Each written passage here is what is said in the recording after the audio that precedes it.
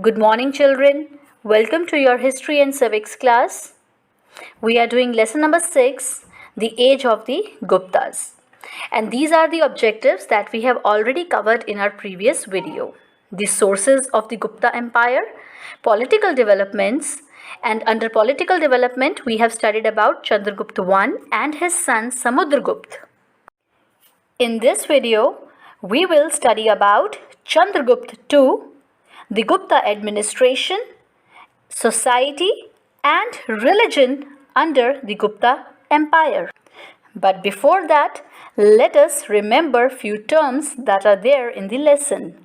Number 1, dynasty, a succession of people from the same family who play a prominent role in business, politics, or another field. Number 2, conqueror, one who wins a country in war. Next, province, a territory governed as an administrative or political unit of a country or empire. Hymns, a religious song or poems of praise to God. Devotees, an ardent follower or supporter is known as devotee.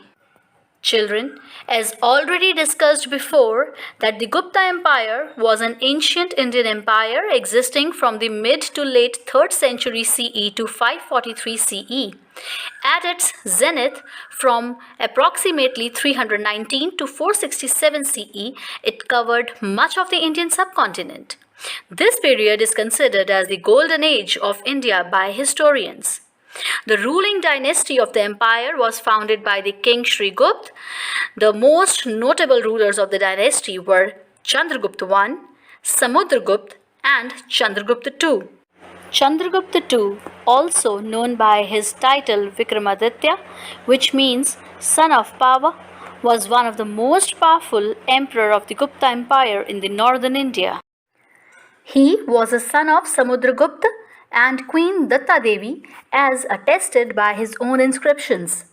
The Sanskrit play Devi Chandraguptam, combined with other evidence, suggests that he had an elder brother named Ramagupta who preceded him on the throne.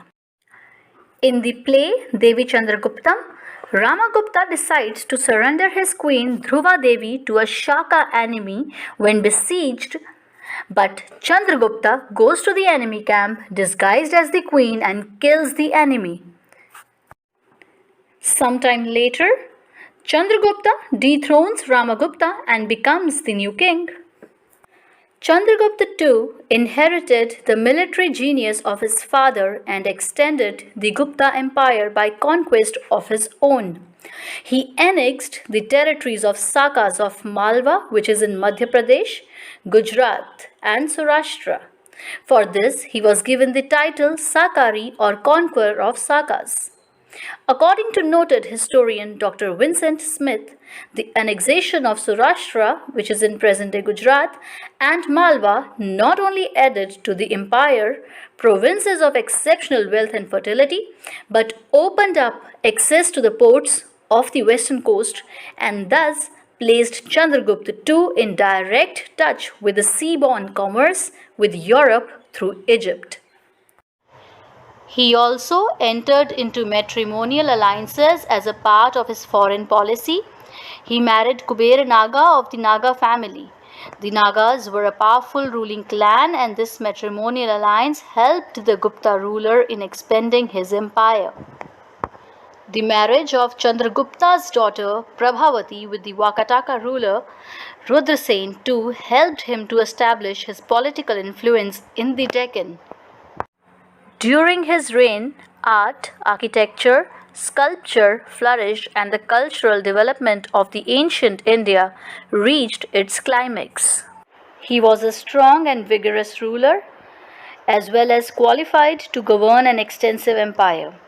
Some of his silver coins bear the title Vikramaditya, which means son of Vela, which suggests that he was the prototype for the king Vikramaditya of later Hindu tradition.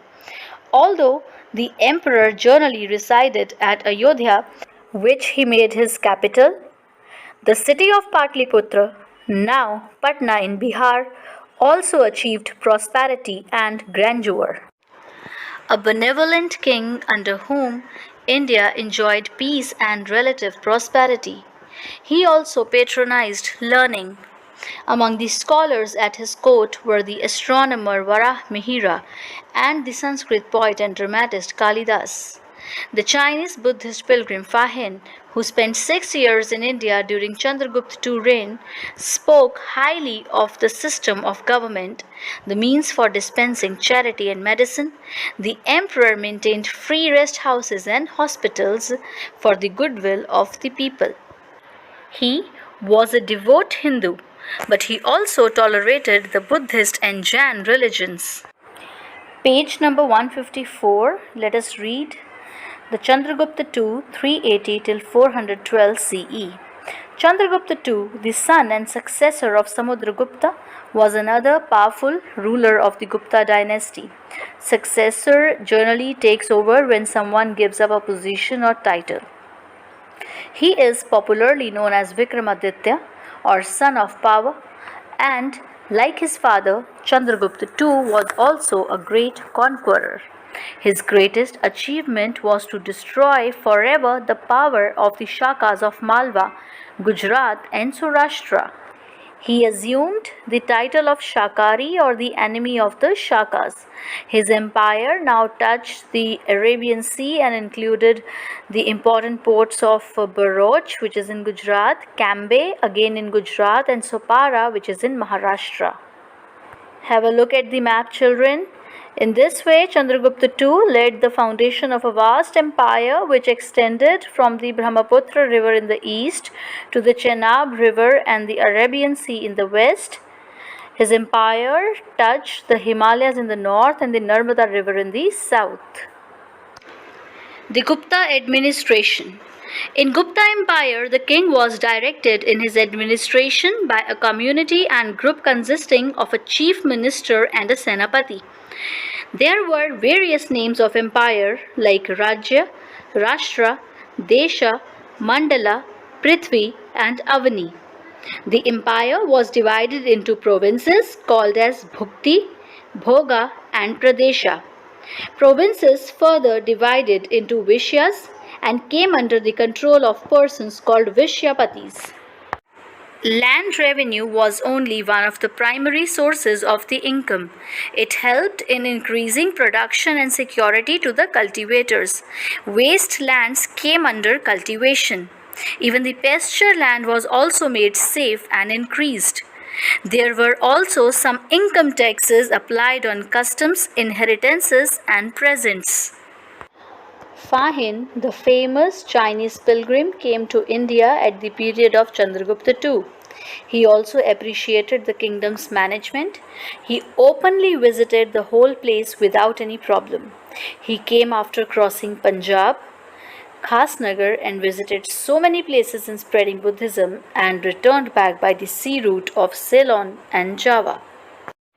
He said that no restrictions were applied on kingdom's people and they were free to go anywhere and do anything they want. The concept of punishment was not very common. Lodging a fine was a common punishment for minor offense. The roads were kept safe for travelers. No theft cases were there that time. Fa-Hin also notified that people were generally prosperous. There were very less crimes in the dynasty of the Guptas, mainly in Chandragupta time. Page number 155 of your book, The Gupta Administration, an Ideal Type of Government. Fa-Hin has highly praised the Gupta administration, which was mild and liberal and never interfered in the day-to-day life of the people. The punishments were also mild, yet there were no crimes. Roads were safe. Land revenue, which was 1/4 of the produce, was the main source of income. The government officials were honest. The empire was divided into provinces. Provinces means a territory governed as an administrative or political unit of a country or empire. So, the empire was divided into provinces ruled by the governors who were advised and assisted by members chosen from all districts. Next, society in the Gupta period. The Gupta age saw the acceptance of the Aryan patron in northern India. The key status of the Brahmin was established. Good number of books rewritten incorporating the viewpoint of the Brahmins, confirming the view that the status of the Brahmin was effective and powerful. Added to this, the increased granting of land to Brahmins strengthened the preeminence of the Brahmin in the society. The Brahmin thought that he was the sole custodian of Aryan tradition. Not only this, the Brahmins also monopolized knowledge and the education system. Some of the towns of South Bihar were large like those of Magad. People were generally rich and prosperous. Charitable institutions were numerous. Rest houses for travelers existed on the highways. The capital itself had excellent free hospital endowed by benevolent and enlightened citizens. Fahin was impressed by it particularly as it possessed two monasteries of interest. According to him, the monks were famous for their learning and students from all quarters attended their lectures. He himself had spent 3 years in the study of Sanskrit language and the Buddhist scriptures in Patliputra. Fahin was tremendously impressed by the palaces and halls erected during the time of Ashoka in the middle of the city. According to him, the massive stone work adorned with sculpture and decorative carvings appeared to be the work of spirit beyond the capacity of the human craftsman. He also recorded that on his journey from the Indus to Mathura and Yamuna, he saw a large number of monasteries tented by thousands of monks. Mathura alone had 20 such institutions. It is said that people generally observed the Buddhist rule of life. The Chandalas or outcasts lived outside towns and cities. They were required to strike a piece of wood on entering to town or a bazaar so that people might not become polluted by contact with them.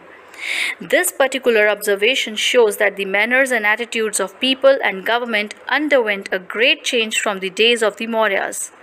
Page number 155, reading from the book Society, a highly ideal and moral society. Fahin tells us that people were rich and prosperous and vied with one another in giving donations for setting up rest houses and hospitals. Vied means compete eagerly.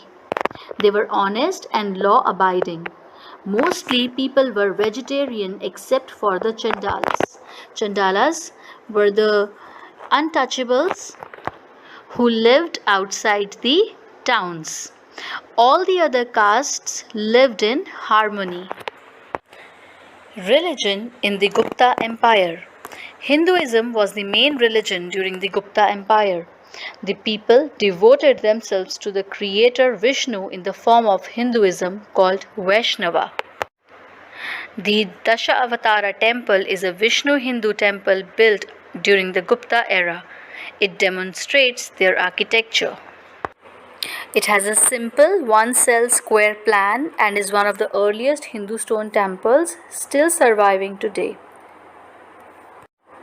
The Gupta temples were usually built on high platform to climb on which stairs were made from all four sides.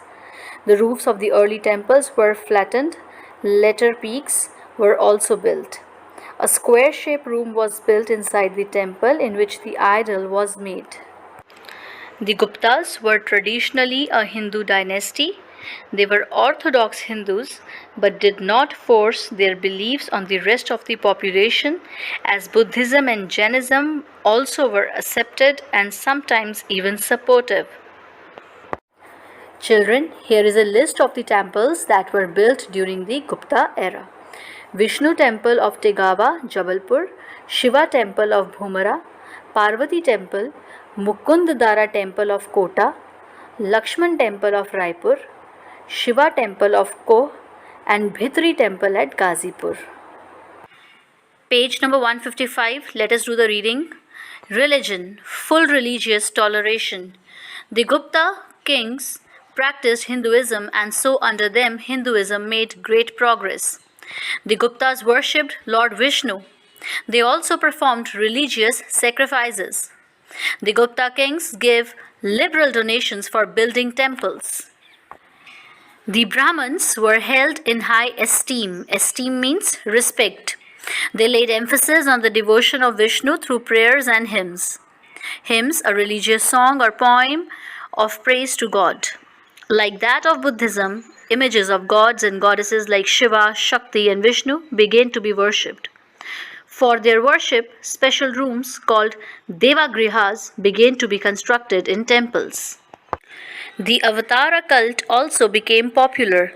The people began to believe that Vishnu sometimes comes to this earth in the form of a human being to help his true devotees.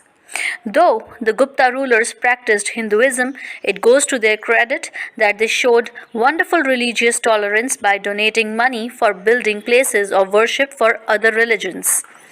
No discrimination was practiced in giving high government posts to persons of ability. From Fahin's account, we come to know that Buddhism was still flourishing in Punjab, Bengal, and Mathura. Buddhists and Hindus lived in peace. And with this, our today's topic is completed. Solve the short as well as long questions that are given at the back related to the topic. Do the readings again. Follow the school YouTube link for more of such interesting videos. Till then, take care. Bye. Have a nice day.